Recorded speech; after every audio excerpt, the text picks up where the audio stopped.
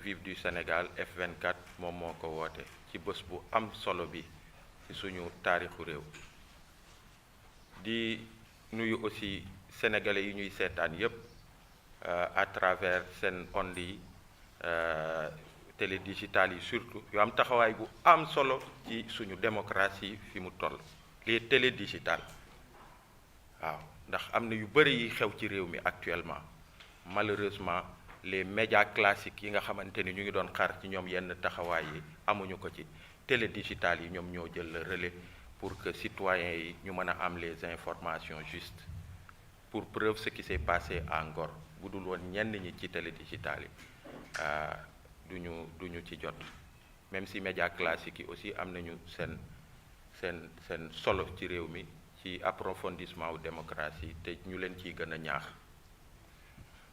di nuyu vraiment sénégalais yi ñuy seetaan yépp di wax ni di rappeler juste que mouvement des forces vives du Sénégal bi nga xamante ni moom mooy F24 bi ñu koy lancé keroog ca Goodreads ñu ngi tolloon ci 112 organisations et personnalités indépendantes membres tey ñu ngi ci 175 si je ne m'abuse boobu ba tey sénégalais yi ñu ngi jógee fépp ci Sénégal ak ci diaspora bi à travers seeni organisation muy organisation politique muy ay organisation de la société civile muy juste de simples associations citoyennes mais aussi des personnalités indépendantes ñu ngi ñëw di signer charte d'engagement pour bokk ci combat citoyen bi nga xamante ni peuple sénégalais dëgmal na ko à travers les forces vives du Sénégal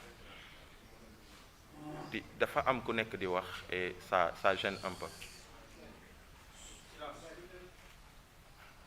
di wax aussi ni et di rappeler ni ponk yi nga xamante ni moom moo ñu tënk ci biir force vive du Sénégal bi nga xamante ni damay aussi vraiment revenir un peu avant may continuer ci historicité wu cette plateforme là ñun ñu bëri ci ñun ñu ngi woon ci M23 doyen Mbodj mi toog nii mu ngi woon M23 amoon ci rôle yu am solo ak ñeneen ñu nekk ci salle et même ñenn ci journalistes yi nga xamante ni ils ont été témoins M23 ça s'est fait au fil du temps au fil ñuy avancer mu am ay force am ay faiblesse am mais F24 bu ngeen ko xoolee organisation bi nga xamante ni la dañu ko sos rek mu am manko bu am solo à travers les acteurs politiques société civile ak ñeneen et tey jii nii gis ngeen posé guñu sax première activité majeure mais gis ngeen dayo bi mu am ak attente bi sénégalais yi am ci moom attente yi nag bokk na ci mbirum troisième candidature Macky Sall bi nga xamante ni c'est non négociable te mënul nekk te du nekk ci réew mi parce que suñu charte ndeyu réew mayu ko ko mais aussi la morale et l'éthique politique mayu ko ko en tant que président de la République comme ni ko doyen Mbodj waxee ci note introductive am beneen ponk bi mooy fexe ba tous ces centaines de sénégalais yi nga xamante ni ñu ngi ci biir kaso yi ñu ngi leen fa tëj ci lu dul dëgg du yoon parce que duñu jibal seen kaddu ci réew mi ni muy doxee ci suñu justice ni mu doxee ak yeneen ñu jàpp leen ne leen ràpp ci kaso bi tous ces sénégalais yi nga xamante ni dañu bëggoon exercer un droit constitutionnel de marche ñu jàpp leen ci lu dul dëgg du yoon ñu tëj leen ci kaso yi que ñu libérer leen li mu gën a gaaw loolu mooy ñaareelu ponk bi ñetteelu ponk bi mooy artifice politico-judiciaire yi nga xamante ni Macky Sall mu ngi ko teg muy ay ndëgg sërëx à travers des articles du code électoral L29 L30 ak L57 bi nga xamante ni permettroon na ko mu écarter ay candidats et tey jii gis ngeen avec Ousmane Sonko aussi artifice yooyu la nekk di utiliser pour l'écarter du jeu démocratique mu bañ a dem élection que artifice yooyu ñu dindi ko ci li mu gën a gaaw ñu modifier ces dispositions là pour que ñu dem ci ay élections yi nga xamante ni Macky Sall du galgal benn candidat ñi war a bokk yépp ñu bokk et pour terminer aussi wax nañ ci mbirum parrainage bi ñëpp gis nañu dans l'esprit je pense que la plupart des Sénégalais étaient d'accord mais ci niñ ko tegee baaxul parce que y a du nébuleux acteurs yi tooguñ ñu waxtaan ci les dispositions de mise en œuvre du parrainage que ñu xoolaat ko et enfin dans le prolongement de tout ça mooy qu'on aille vers des élections yi nga xamante ni day doon des élections libres et transparentes bu Macky Sall dul bokk mais que du galgal kenn loolu moo tax a jóg F24 ñu woote nag ndaje mu am solo muy le premier acte d'un plan d'action bi nga xamante ni ficelé nañ ko ba pare dinañ ci ñëw ci ay jamono waaye nañu xam ni tey mooy bés bu njëkk bi te muy bés bu rëy ci suñu démocratie ci suñu histoire parce que c'est le début de quelque chose et le début de quelque chose de grand citoyens yépp à travers le F24 dañu woote tey vendredi 12 mai 2023 à 15 heures ca place de la Nation pour am fa rassemblement bu mag bu historique pour won à l'Afrique et au monde entier que le peuple sénégalais dans son écrasante majorité àndul ak Macky Sall ci yii mu nekk di def ci réew mi Sénégal toll na fi nga xamante ni léegi dañ am na ay zones yi nga xam dafa mel ni bande de Gaza gis ngeen bu ngeen demee Israël ni ñuy jëlee armée Israël di occuper yenn espace yi di noot population yi fa nekk di biir dugg ci biir kër yi di boom nit ñi di def naka su dul noonu boo demee fu mel ni Ngor loolu fa ne réew mi léegi fépp tuutee mi ñu foog ni loolu moom mooy tax sénégalais yi ñu ragal ba duñu taxawaay bi war face à l'histoire pour que suñu démocratie ñu aar ko loolu bu dee loolu lañ foog dañuy nax seen bopp ndax tey incha allah place de la Nation dina am lu rëy li fa tàmbale à travers une vaste mobilisation très forte des Sénégalais mais une mobilisation pacifique parce que c'est ça notre force une vaste mobilisation bugg nañu tey place de la Nation ku fa ñëwul 14 heures ba 15 heures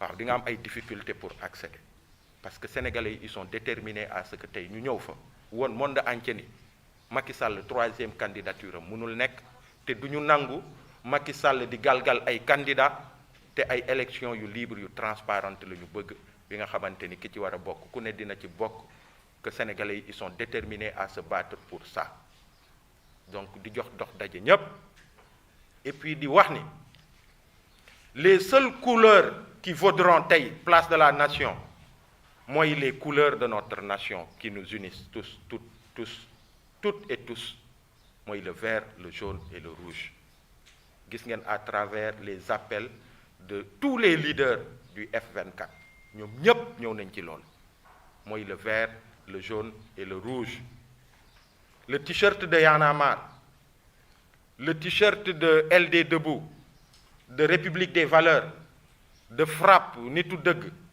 de PASTEF le fanion de je sais pas Agir ak toute autre organisation day éclipsé wu au profit de nos couleurs nationales mooy le vert le jaune et le rouge tey place de la Nation ci loolu la ñuy woowee sénégalais mu am rassemblement bu am solo ñu duy ko ba mu fees ba mu dem booru place de l'indépendance ci discipline ci pacifique bu ñu paree li ñuy def comme premier acte que bépp citoyen bi fa nekkoon booy dem fexe ba mbuus yi fa newoon gobelet yi fa newoon saleté yi ñu fa fekk sax yi nga xam ne ñun indiwuñ ko fa ñu fexe ba bu ñuy ñibbi ñu jëlee ko fa ba mu set wecc mu doon un message fort qu'on lance au régime de Macky Sall et au monde entier pour ñu xam ni Sénégal fu mu newoon jógewu fa li tax ñuy naan vitrine démocratie la ak fulla ak faydawu peuple sénégalais jógewu fi loolu la ñu war a wone tey place de la Nation pour que Macky Sall ak ñi mu àndal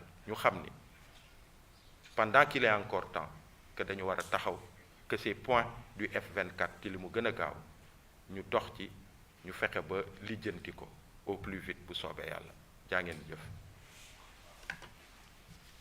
Merci Aliou donc pour le rappeler rek comme ni mu ko waxee couleur nationale ci discipline ñun ñëpp ñu nekk frère nekk camarade pour réussir cette manifestation donc on va ouvrir les questions pour ceux qui en ont. Oui, monsieur. Yankou Bakayoko. Nanko Bakayoko, ouais. Ok.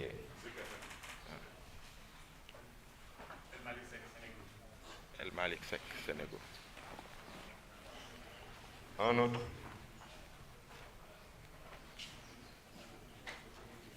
C'est bon? Oui, le nom. Ah? Khadija.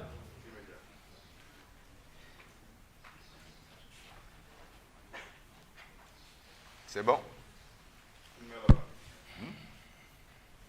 Votre nom, s'il vous plaît.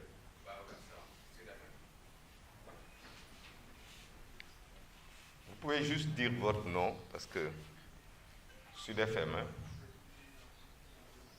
Donc, on démarre avec Nankou Bakayoko.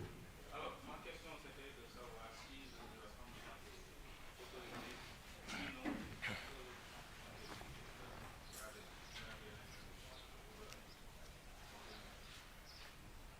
Merci beaucoup. El Malik. C'était la seule question, comme la dernière fois. Khadija.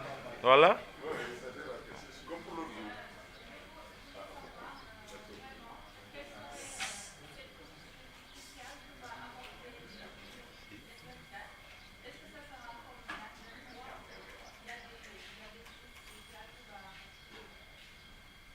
Touche spéciale. Ouais. Babacar.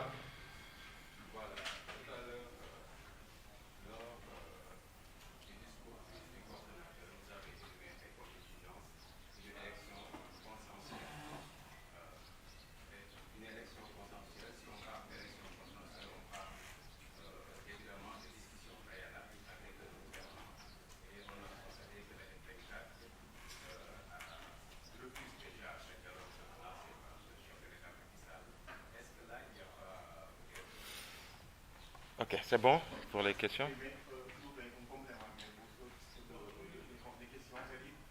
à chaque rencontre que vous convoquez, le préfet ou bien le gouverneur tarde à répondre à l'autorisation. Est-ce une façon de démobiliser ou bien On peut y aller, hein? Ouais. Ok. Jërëjëf El Malik, jërëjëf Nanko, jërëjëf Sokhna Si, et merci beaucoup pour vos questions. Première chose, mooy mbirum dialogue loolu waxoon nañ ci, on n'y revient pas. Tey li am jéggalu mais waxoon nañ ci la dernière fois, et je pense qu'il y a rien de nouveau. Suñu position wax nañ ko, ñëpp xam nañ ko. Tey li ñu ëppal solo mooy tey le premier acte fort bu F24 na reposé tey à partir de 15h à la place de la Nation bi nga xamante ni ñu ngi ciy woo Sénégalais yi yëpp. Loolu mooy première chose. F24 pour moi il faut la réponse à la question de qu'est-ce que le F24 apporte. Gis ngeen bi mu tàmbalee ba tey ni mu tëggoo ak ni muy doxalee ak partie prenante yi ko ngànk ànd bi ci am muy vraiment quelque chose d'historique encore une fois, et ça je tiens à le dire. Am na même au sein du F24 il faut pas se voiler la face, am na parti politique yi nga xamante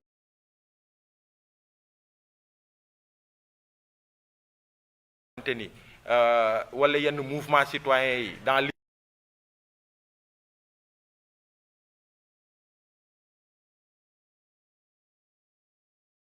ces différences pour l'intérêt suprême de la nation ànd ci ñoom ñëpp pour le Sénégal. Et loolu je pense qu'à chaque fois il faut le rappeler et c'est important.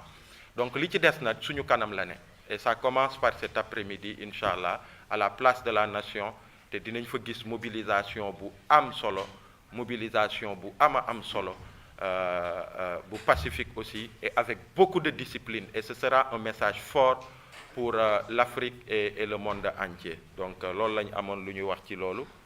Par rapport au gis ngeen c'est dommage, dans ce pays on joue avec les lois, on joue avec les droits ak yelleefu doomu aadama yi, citoyens yi. Lépp réew mu ne lu ci nekk lu ne rek dafa am li ko lal, ay loi ay charte yi nga xamante ni moom moo ko lal. Bu fekkente ni ñun ñi nga xamante ni ñun ñooy citoyens yi ñu jàpp ni réewu Sénégal régime déclaration la ñu nekk pour respecter suñu charte suñuy lois et règlements, ñun li ci war yépp ñu def ko ca ba ñu waree bind ñu bind ca biñ ko waree jébbal ñu jébbal ko fi ñu ko war a jébbalee. Saa yu ñu woowee ci ay enquêtes on s'est mis à la disposition de l'autorité parce que nous sommes des citoyens respectueux des lois et règlements. Loolu ñun buñ ko wàccoowee ñi nga xamante ni ñoom ñoo ŋànk état bi ñoom ñu war a dawal aussi en contrepartie war a respecter suñuy lois et règlements, ñu koy jalgati di ko salfaañee saa su ne, loolu ñun dañu ko war a bañ. Pour preuve ci loi wu Sénégal normalement autorité bi 48 heures avant la war a réagir officiellement auprès des organisateurs, mais defu ko. Et l'objectif, le seul objectif parce que ce qu'il faut considérer mooy que c'est autorisé ñu ngi noonu di monter suñuy kii parce que l'objectif de tout ce micmac justement mooy di layam yi di téye mbir yi ba xam nga nit ñi duñu am jotu pare ñenn ñi duñ jot information bi ñi bëggoon ñëw duñ ñëw di yàq mobilisation nit ñi loolu moo nekk ci ginnaaw yéen ñi ñëpp xam ngeen ko ñi poser question yi sax xam ngeen ko xam ngeen ni loolu lañ ci jublu malheureusement am ay préfets politiques yi nga xamante ni c'est des carriéristes pour gérer leur carrière ñu nekk à la solde d'un pouvoir di foowee citoyens yi loolu mooy dëgg bi tout ce micmac qui se fait c'est pas nouveau rien de nouveau sous le cocotier dañuy def ni pour di démobiliser donc on considère que cette manifestation elle est autorisée loolu mooy dëgg duñ ñu yàqal dara ñu ngi noonu di monter donc na ngeen waajal muy presse bi keneen ak keneen ku ñëwul 13h di nga doo am place on sera massif ce sera très fort ce sera pacifique et il y aura les couleurs nationales bi nga xamante ni moom moo ñuy unir ñun ñëpp jaa ngeen jëf loolu laa amoon ci question boobu. Une dernière question, oui.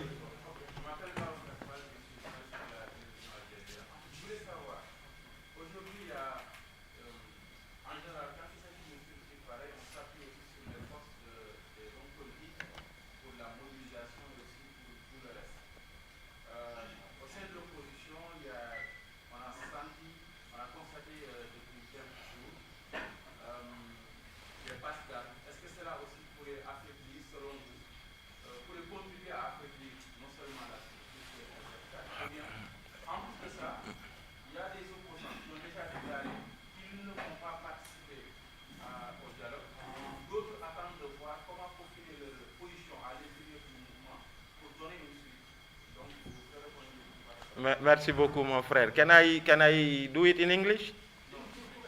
Yes, thank you. Non, c'est juste pour dire que am na yenn détail nga xamante ni on y reviendra après. Tey on reste focus sur ce qui nous attend à la place de la nation, c'est ça le plus important. Et tey boo xoolee leader politique yi nga xamante ni yëpp bokk nañ ci F24 ils ont tous lancé des messages boo demee ci réseaux sociaux yi di nga gis seeni vidéos ils ont lancé des messages pour la mobilisation de tous les Sénégalais tey à la place de la nation pour man loolu moo am solo leneen ak leneen nag bu ñu jógee ci lii incha allah dinañ ci addu mais tey daal gaa ñi vraiment focus sur ce qu'on a à faire tout à l'heure xam naa ni presse bi aussi am ngeen ci taxawaay bu am solo moo waral daal on pense que s'il y a pas d'autres questions que dañuy daal di rek libérer leen yéen aussi yi ngeen dem waajal bés bi nga xamante ni am na solo torop ci suñu démocratie voilà avec la permission du coordonnateur et de Abdoulaye Bathily peut-être qui va clore les débats.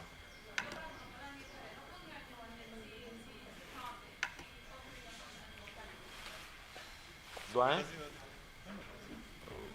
man xamatuma sax yan ponk la. Bon, l'autorisation, c'est-à-dire la touche spéciale de... Je